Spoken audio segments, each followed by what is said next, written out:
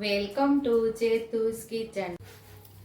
આજે આપણે બનાવીશું રાજકોટમાં પ્રસંગની અંદર બનતા લાલ મરચાનો સંભારો બનાવશું. તો એને તમે ખીચડી સાથે, ઓળા સાથે કે ઓળા રોટલા સાથે ખાવાની ખૂબ જ મજા આવી જાય છે. તો રાજકોટની અંદર પ્રસંગમાં બનતા લાલ મરચા આજે બનાવશું.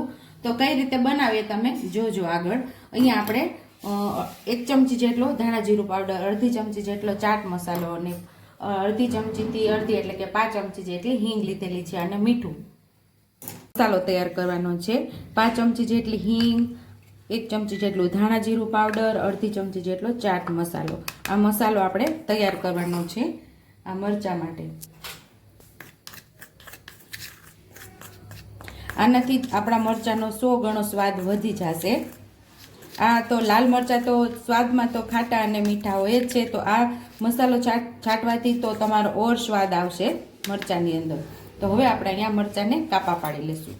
મરચાને આપણે ઊભા કાપા કરી લેવાના છે. અહીંયા આપણે કોઈ ભરેલા મરચા નથી બનાવવાના, કંઈક અલગ બનાવવાના છે. તમે જોજો આગળ.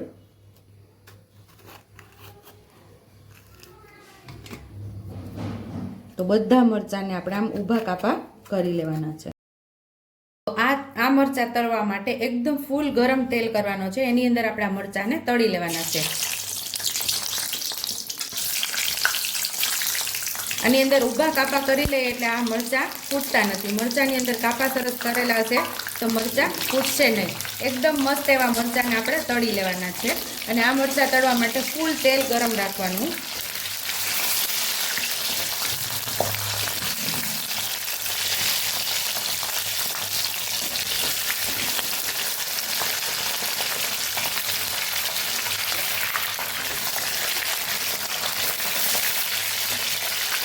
બધી સાઈડથી વ્યવસ્થિત તળાઈ જવા જોઈએ.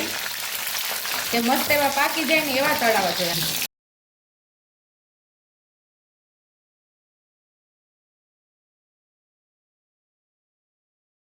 ટેસ્ટી એવા મરચાં તળાઈ ગયા છે. જો તો મસ્ત રીતે પાકી જાય એ રીતે આપણે આને તળી લીધા છે. અને હવે ઉપરથી જે મસાલો તૈયાર કરેલો એ સ્પ્રિંકલ કરી દેવાનો છે.